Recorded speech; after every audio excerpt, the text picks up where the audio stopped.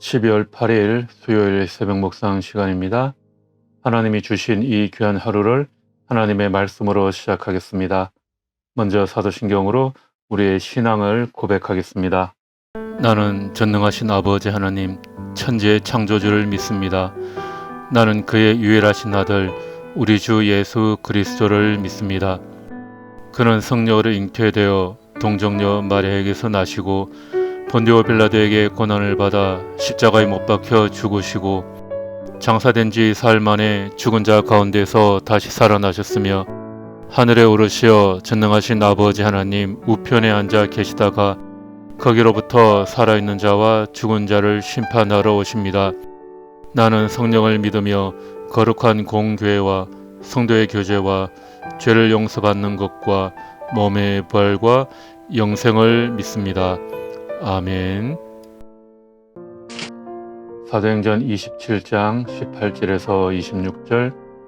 우리는 폭풍에 몹시 시달리고 있었는데 다음날 선원들은 짐을 바다에 내던졌고 사흘째 날에는 자기네들 손으로 배의 장비마저 내버렸다. 일어날 동안 해도 별도 보이지 않고 거센 바람만이 심하게 불었으므로 우리는 살아남으리라는 희망을 점점 잃었다.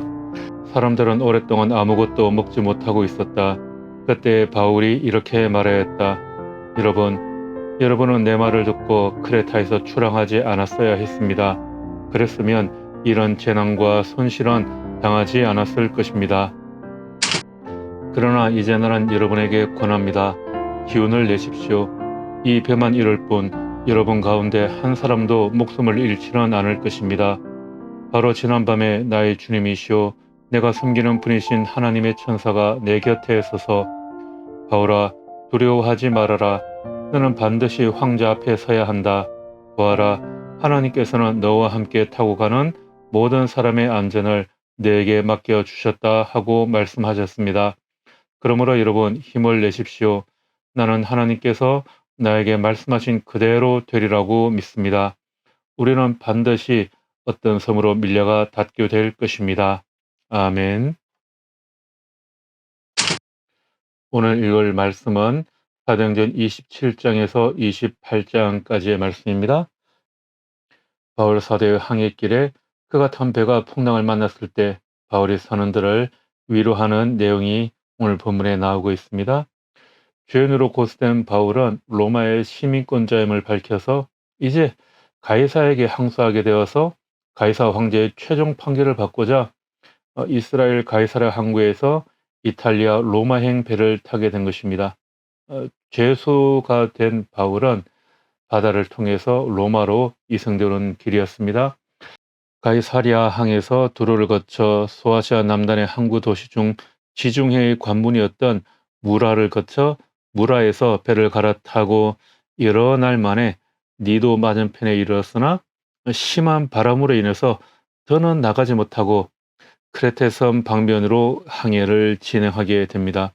그런데 크레테 해변을 끼고 항해하던 중에 갑자기 유라굴로라고 하는 폭풍이 밀려오기 시작합니다. 이 바람은 남풍이 크레테 섬의 한가운데 솟은 2450m의 이다 산맥과 부딪혀서 생성된 그 강력한 북동풍으로 배를 남서쪽 망망대해로 밀어내서 파선 직전으로 몰고 가게 됩니다.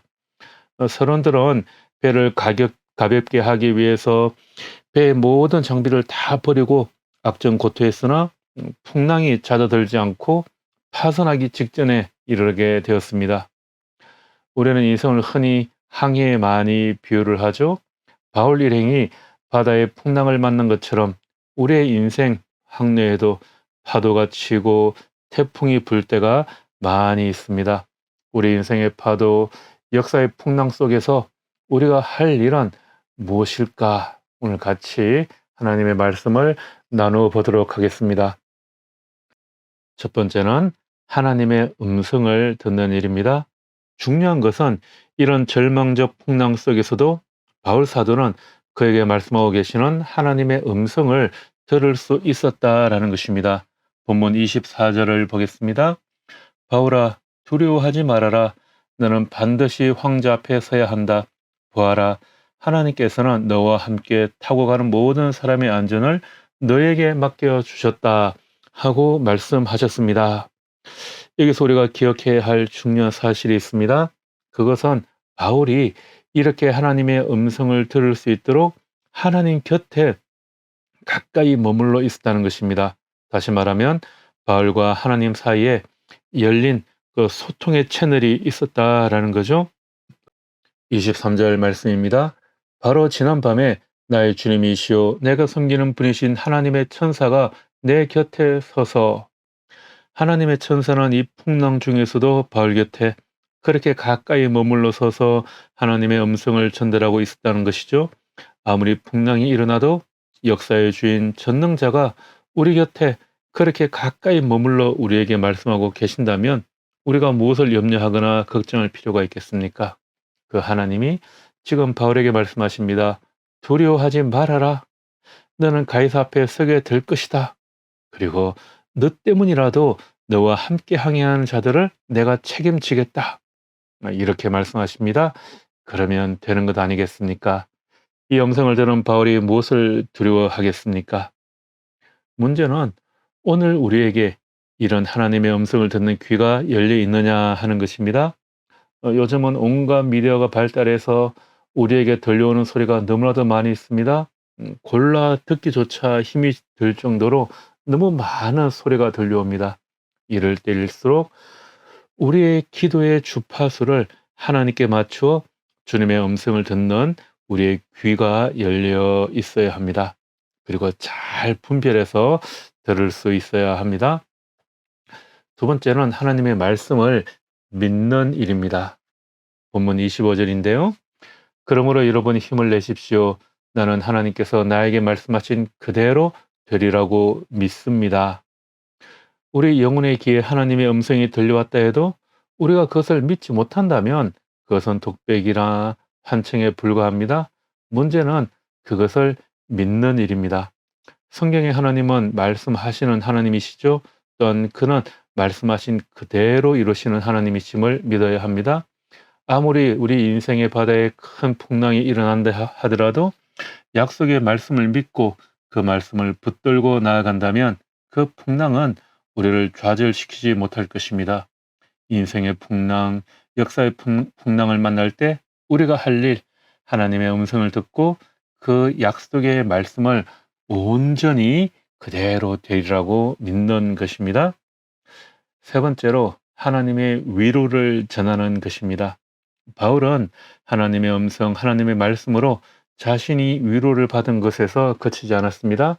자신과 함께 동일한 풍랑 속에서 고생하던 다른 선원들에게 참된 위로를 나누었습니다. 본문 22절입니다. 그러나 이제 나는 여러분에게 권합니다. 기운을 내십시오. 이 배만 이를 뿐 여러분 가운데 한 사람도 목숨을 잃지는 않을 것입니다. 이 위로의 메시지는 25절에서도 또 반복되죠. 그러므로 여러분 힘을 내십시오. 나는 하나님께서 나에게 말씀하신 그대로 되리라고 믿습니다. 요즘에 참 여러모로 어렵고 힘든 시기입니다. 하나님을 믿는 우리가 먼저 이웃을 위로하는 믿음의 사람이 될 수 있으면 좋겠습니다.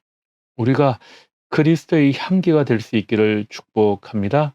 또 우리에게 이런 지도자가 필요합니다. 대선을 앞두고 여러모로 시끄러운 시기인데요.